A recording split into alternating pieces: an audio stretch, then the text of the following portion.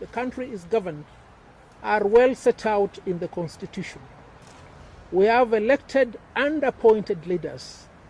All leaders in the Republic of Kenya who are elected swear to uphold the Constitution.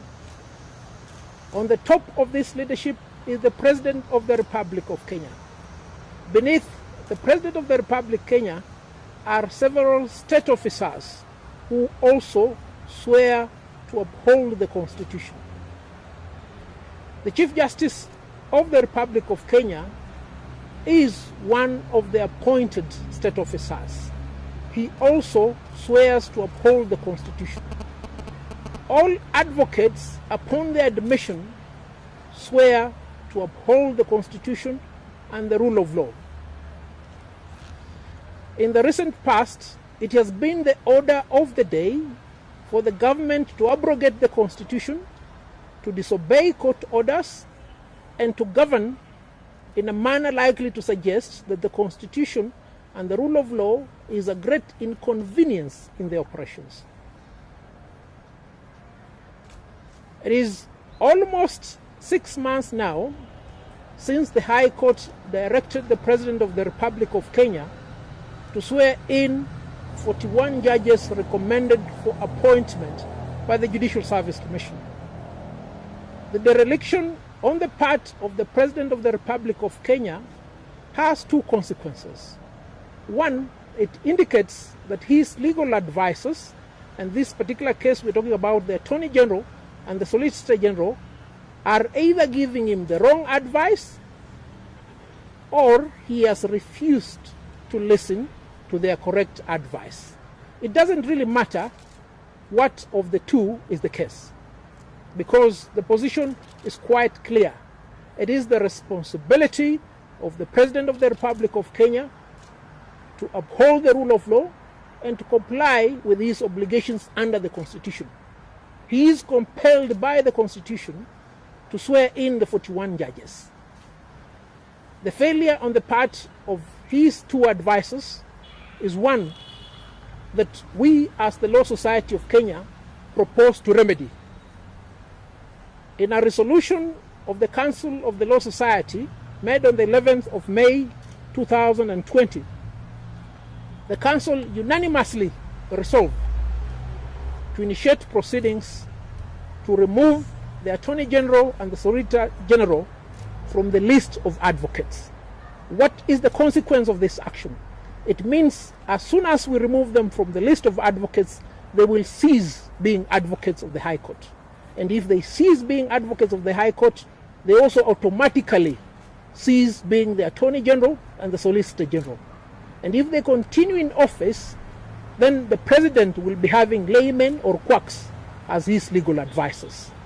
Today, the Council also had another meeting in which we have resolved to draw up a charge sheet which shall be forwarded to the Attorney General and the Solicitor General, requiring them to answer within 7 days and demonstrate why they should not be removed from the register of lawyers in Kenya.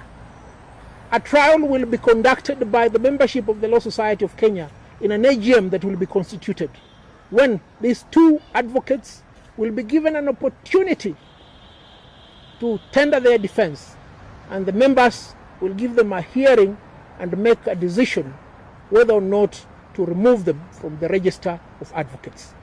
What about the President of the Republic of Kenya? A few days ago, the President of the Republic of Kenya indicated that we are in a constitutional moment which necessitates that we remove the cancer that is in the current constitution. Does the current constitution have a cancer? Who created that cancer? You see, Kenyans, we need to be honest with ourselves. It took many years for us to arrive at the constitution that was promulgated in 2010. Now we're being told there is need for us to remove the cancer. No, there is no cancer. There is an attempt here to remove the brain from the body. And the brain is the transformative, progressive constitution that we have. And we must say this without any fear of contradiction. The government of President Uhuru Kenyatta has been built on the foundation of disobedience of court orders. And if a leader can tell his people that he wants to change the constitution, a constitution which, from the experts, does not suffer the malady of reform, but suffers the malady of implementation, then there is a big problem. I want to state also that on the 11th of May, the Council of the Law Society of Kenya resolved unanimously, the ones you're seeing here, save for two who are either in Nyanza, Nakuru or Malindi, that we petition the National Assembly and the Senate to initiate proceedings for the impeachment of the President of the Republic of Kenya. Because we cannot have somebody who has taken the oath to govern in tandem with the Constitution who fails to perform his duties under the Constitution. We'll therefore proceed in the manner in which we've indicated. We'll commence with the removal of the Solicitor General and the Attorney General from the list of advocates, and thereafter we'll petition the National Assembly and the Senate to impeach the President of the Republic of Kenya. Now, the responsibility of undertaking the trial of the President of the Republic of Kenya is bestowed upon the legislature. You've seen the manner in which the legislature has acted lately. The legislature has been weakened substantially because the executive wants to have control of the other two arms of government. The executive wants to have control of the judiciary, which they have weakened.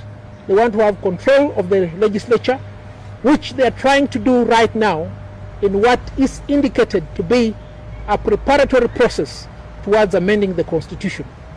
We want the people of Kenya to understand that the person who has the oversight over the executive, and in particular the president, is the legislature. And as and when we submit a petition to the National Assembly, Kenyans must hold their elected representatives to account. Ensure that you're a member of National Assembly, ensure that you're a member of the Senate, gives you a correct account as to why they don't want to take action against the president.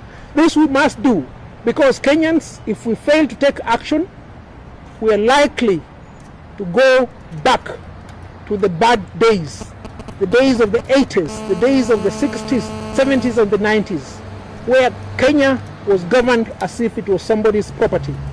That we should never allow.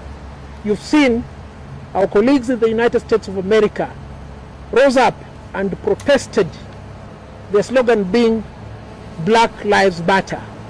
What matters to Kenyans? Are you satisfactorily benefiting from the Constitution? Are the leaders performing their duties? That is where we are right now. We want our leaders to perform their duties. That is our resolve as the Law Society of Kenya.